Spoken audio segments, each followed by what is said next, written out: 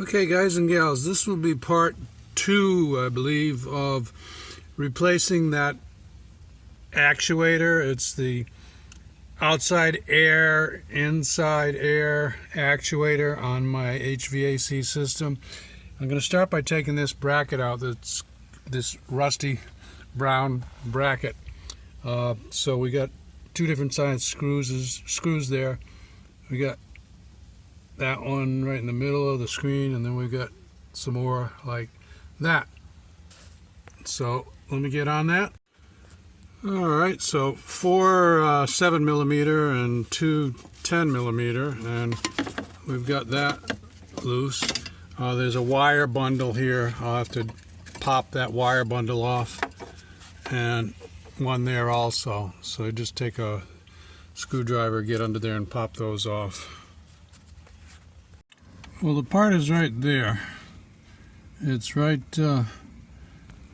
behind these two pieces of air duct work, which are obviously installed after that's installed from the factory. So I'm going to get behind these two. I'm going to try disconnecting where they attach to other parts of the dash, there and there, and maybe see if I can bend them enough to get at that part right there.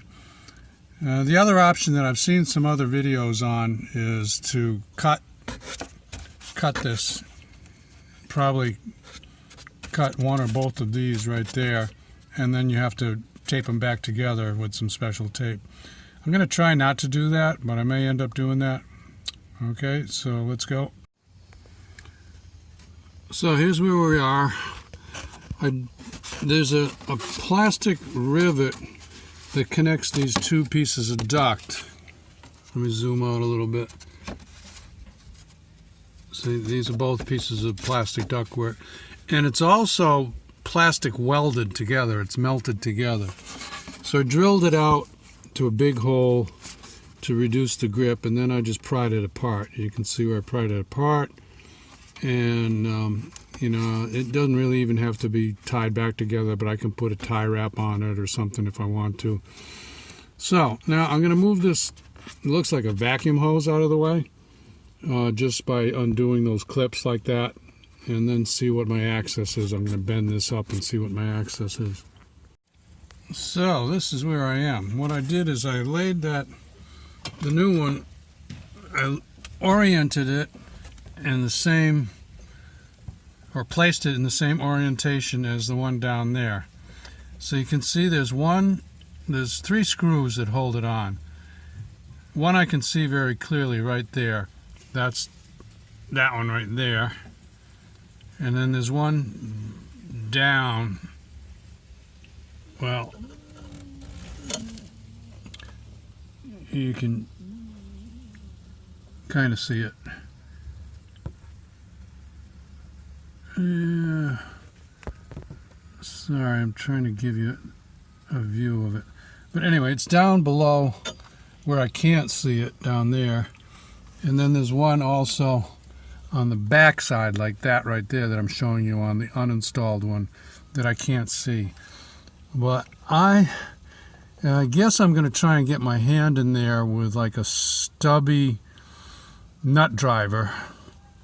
I have medium-sized hands, so if you've got really big hands, big man hands, then you're probably not going to be able to do this. If you have small hands, you probably will be able to do this. I'm in the middle, so I'm going to give it a try.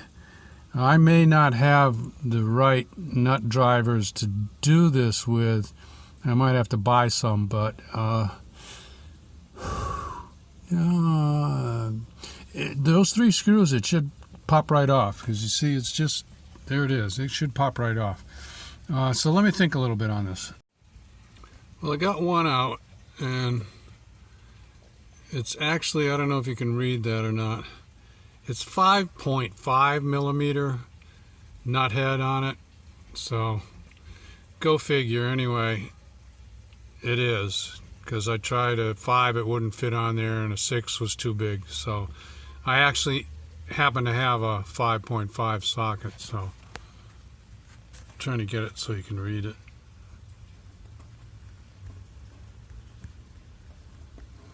I can't get my camera to quite focus. Come on. Anyway, take my word for it. It's a 5.5. I got one out using this tool, which is a little finger finger handle for an extension that takes a 1/4 inch socket on it. So you can find those. They're not too hard to find. I may still try to get the flexible shaft for the other two. This was the easy one. Okay, I'll be back. Okay, it's Saturday, new day, back on the job.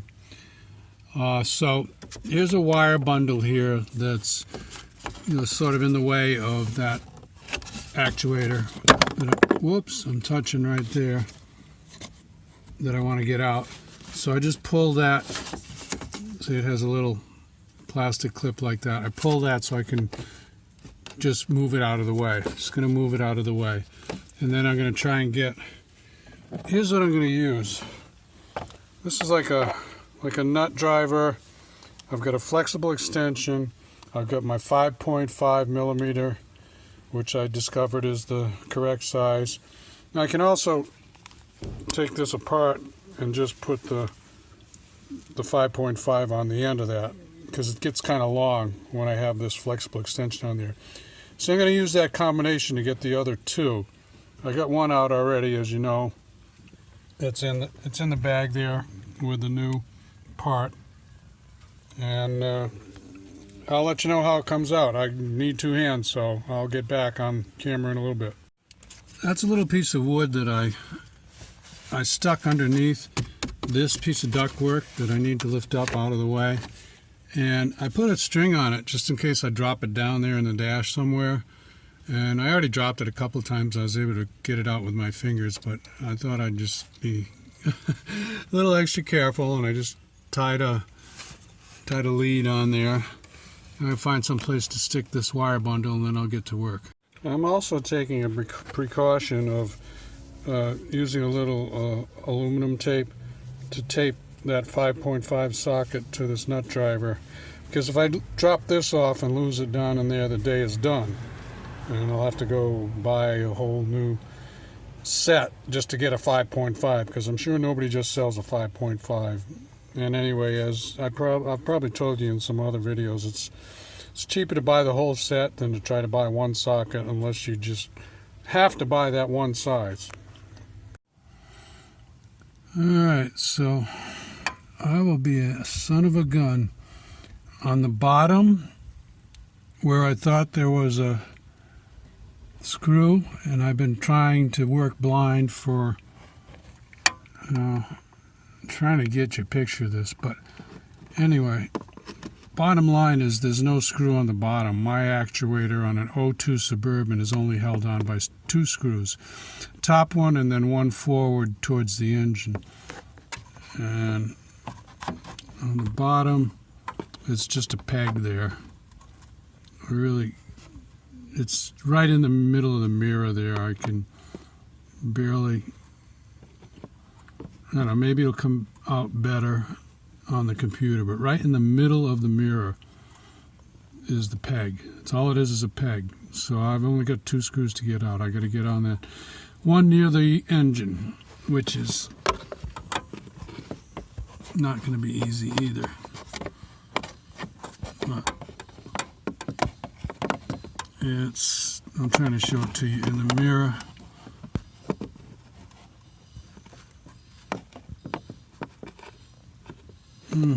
Can't really, the mirror's on the wrong angle, so it's one near the front. Well, I finally got that second screw out. Man, what a tough job this is. Anyway, I got it out using a combination of a universal, which I tied a string on in case I dropped it, and a flexible extension, a solid extension, little drive handle, And I got them both out now. I'm going to check about indexing this, and then I'll get back. Okay, so I got it out, and let me show you where it came from.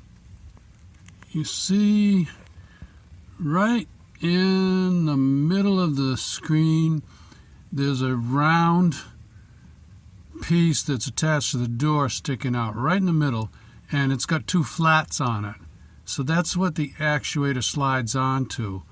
Now I've got and this actuator that I took off is in a different position, which means I've either got to move the door or move the actuator to get them to be correctly indexed or clocked. So let me think about that a little bit. Here's a shot of the old one on top and the new one on the bottom. And you can see the part numbers, sort of. 52474, looks like a 795.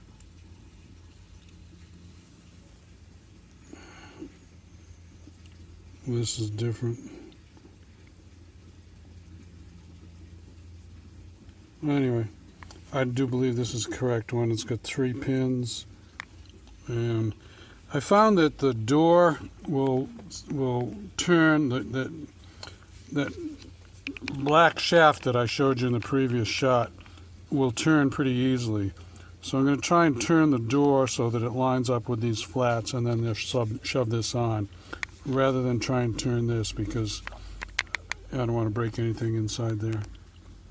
Before I forget, the way I got that screw out was I backed it out as far as I could, and it was actually like hanging by a thread, hanging crooked, you know, the screw was just barely in.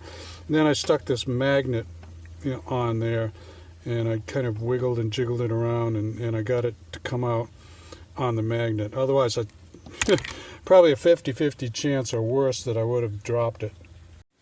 What I decided to do to index the actuator, and I think you will need to index the actuator.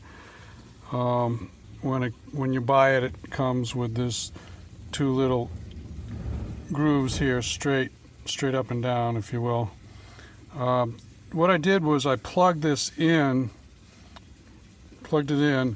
and I turned my ignition on, and that brought the motor ran, and that brought this to pretty close to the same position as the one that I took off. My focus is a little hinky. Focus there, you can probably make that out. Close focus is not a strong point of this camera, but anyway, right there and right there. So they're pretty close to each other. So now I can put this in without messing around with the position of the door, the position of that little black stud that I showed you. Okay, so I had to do that over again. Here's what I did this time. When I took the old one off, the door just kind of hung loose and assumed its own position, wherever it wanted to be at. I'm trying to give you a little, there's a little shot of it there.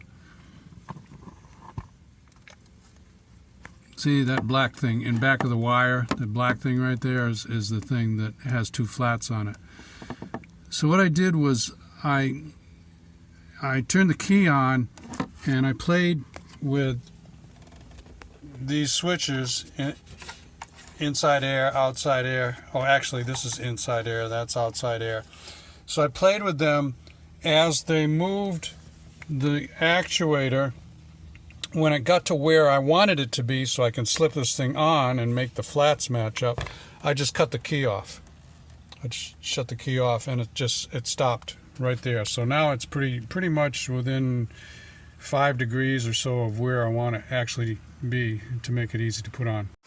Well, I get it in there, and there's another piece of plastic. Maybe it's a piece of ductwork, I'm not sure, but right here it's a really tight squeeze to get it in there. You've got to clock the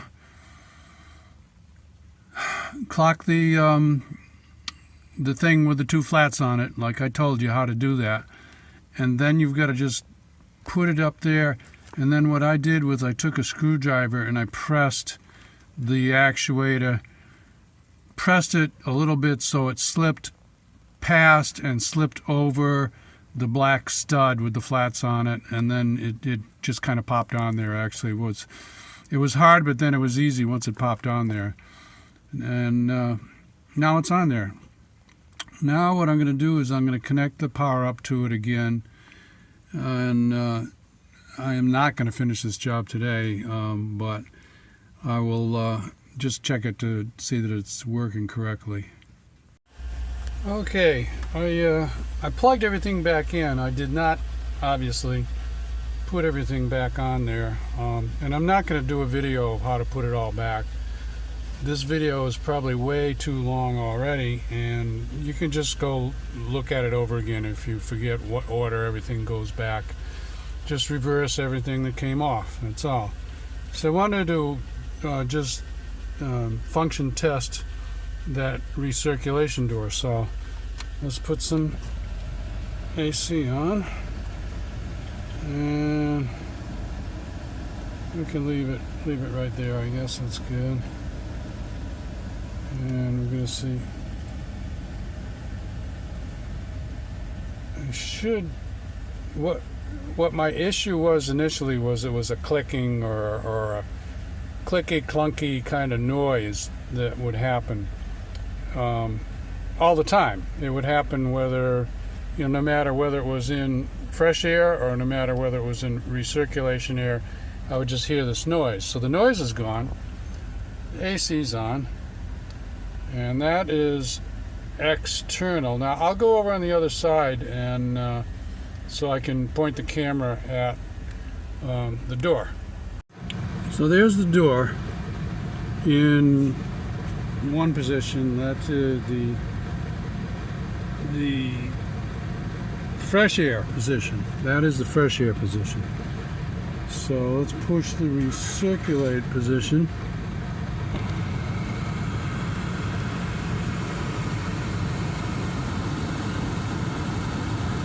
And when it's in recirculate position, you always hear a little more noise. I've noticed that since the car was brand new. So that's normal. And again, the door moved, and there is no noise from the actuator. So let's go back to fresh air position. Nice. And recirculate position. Nice. So all I got to do is put those two hold down screws on the actuator and put everything else back, and I'm done. Would I do this over again? Wow, I don't know. This was one mother of a job, taking the dash off and all that stuff, and getting into that little tight spot. So just so you know how much is involved in this thing. Did not have to take the airbag out. This is an 02 Suburban, so your Suburban or your GM or Chevy truck might be a little bit different. So you've been warned. If you have any questions on this, post them up on the video, and I do check them, and I will give you the best information I can from my memory. Now, if it's 5 years from now, my memory might not be that good. But I'm happy because I fixed it and I did it myself, and it cost me about $60 or 60 or 80 bucks for the part or something.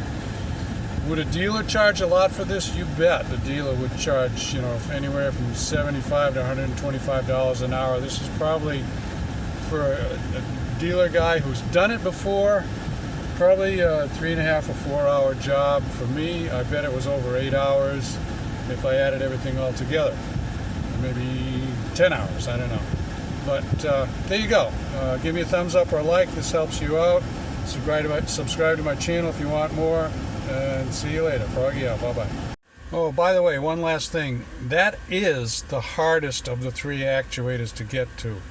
So if my other one is a blend door, that's the hot and the cold, and the mode door, which is all these different positions here.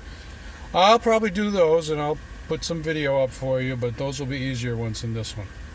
See you later. Bye.